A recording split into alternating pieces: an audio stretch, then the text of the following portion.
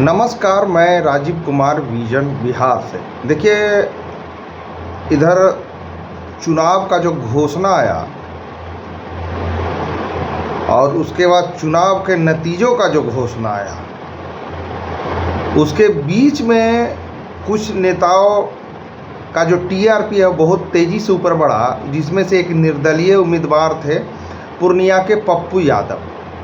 ऐसे उनको टीआरपी कोई ज़रूरत है नहीं, वो ऐसे काम करते हैं जिनको कि बताने की ज़रूरत नहीं है। उनको हर कोई बिहार के वासी या बिहार के बाहर के भी वासी उनको पहचानते हैं। उनकी छवि ऐसी है कि वो कोरोना में बहुत आदमी को मदद किए हैं, फिर उसके बाद जो पटना में बाढ़ आया था तब मदद किए थे, फिर चाहे कहीं पे किसी की मृत्यु हो जाए या किसी को मार डाले, निसहाय को वो आर्थिक मदद करते हैं। आर्थिक मदद सहायता मतलब कि रुपया पैसा देते हैं। लेकिन पूर्णिया से उनके जीतने के बाद निर्दलीय उन्होंने अपना नॉमिनेशन करवाया था। उस टाइम बहुत हॉट सीट था और पूर्णिया से एमपी वो निर्दलीय जीत करके संसद भवन गए और जहाँ वो दिल्ली में ही है। और यहाँ पे बिहार में एक कांड हो गया। कांड क्या है कि उन पे रंगदारी का एक मुकदमा जो है वो दर्ज हुआ है और 1 करोड़ का वो मुकदमा है।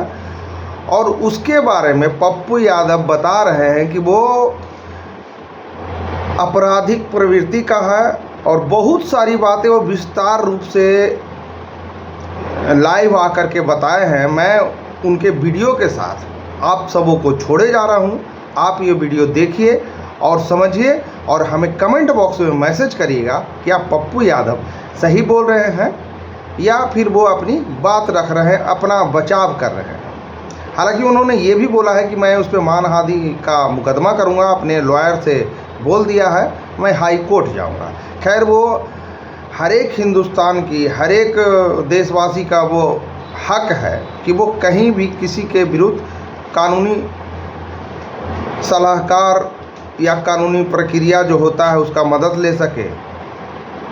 उसी प्रकार से तो वो तो एक सांसद चुने गए हैं, वो भी निर्दलीय, तो समझिए उनका तो अधिकार हम सबसे आम पब्लिक से उनको ज़्यादा है।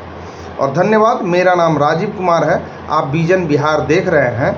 जो ये वीडियो यूट्यूब से देख रहे हैं हमारे चैनल को सब्सक्राइब कर दें और जो ये वीडियो फेसबुक से देख रहे हैं हमारे फेसबुक पेज को फॉलो कर दें और कमेंट बॉक्स में मैसेज ज़रूर करके लिखें कि आखिर गलती किसकी है। वो जो आपराधिक प्रवृत्ति का है, जो जिन्होंने इन पे पप्पू यादव जी पे 1 करोड़ का रंगदारी का केस किया है उन पे, या फिर ये रंगदारी मांगे हैं, ये तो अनुसंधान में ही पता चलेगा। लेकिन आप सब हमें कमेंट करके ज़रूर बताएं। धन्यवाद। उन पर ये केस करते हुए कि पप्पू यादव जी के आदमी हैं। 2021 में यह भगत का जिक्र कर रहे थे कि 6 महीना हमसे कोई पैसा मांगा, हम 6 महीने का टाइम लिए। ये वो भगत है जो जीडी गोयनका के मालिक पर भी केस किया था। इन्होंने बदतमीजी की थी उन पे।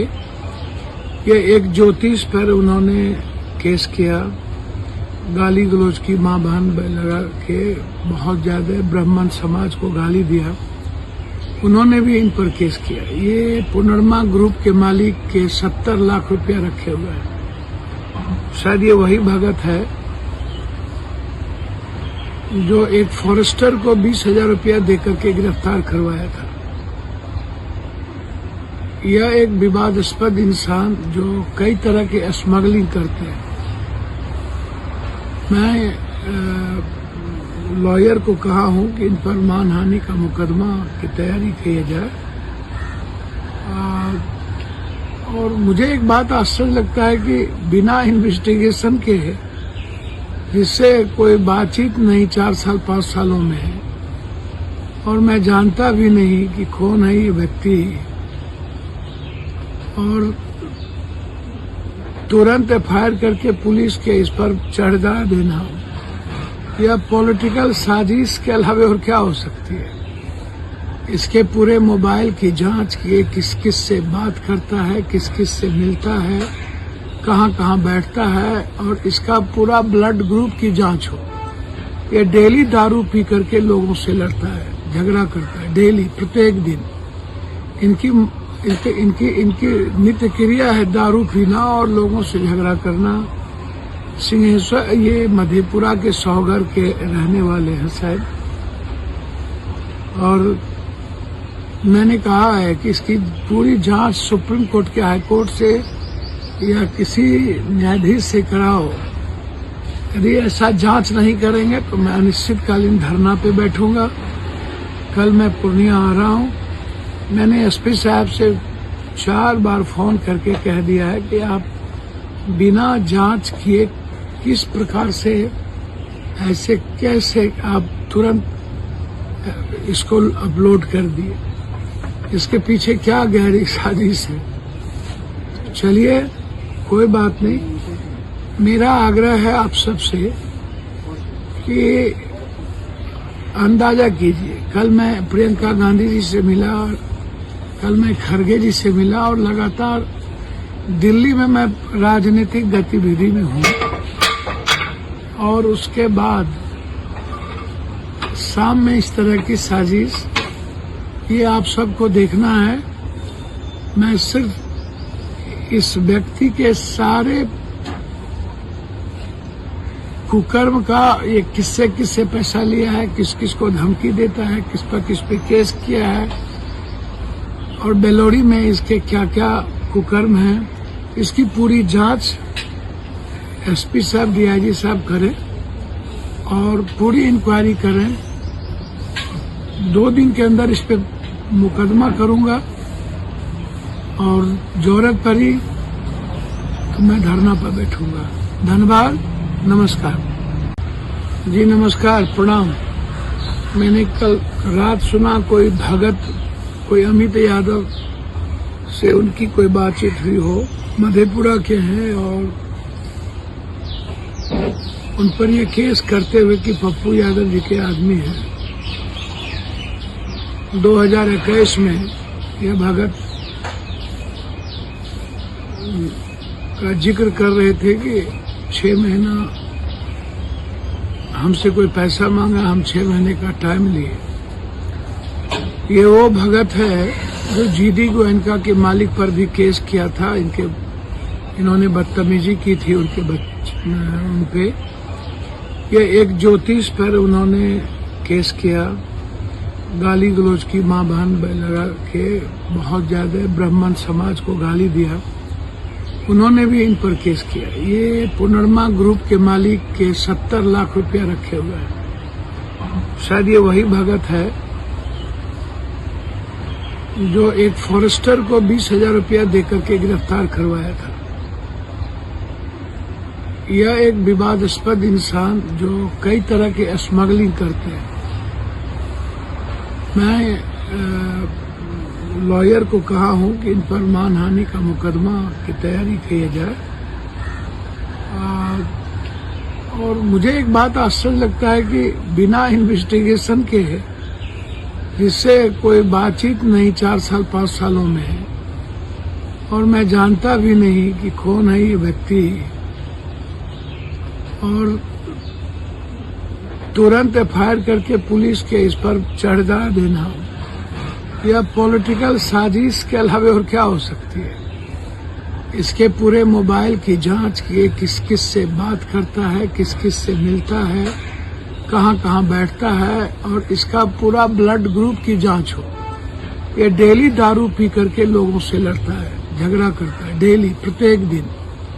इनकी नित्य क्रिया है दारू पीना और लोगों से झगड़ा करना। सिंहेश्वर ये मधेपुरा के सौगर के रहने वाले हैं शायद, और मैंने कहा है कि इसकी पूरी जांच सुप्रीम कोर्ट के हाई कोर्ट से या किसी न्यायाधीश से कराओ।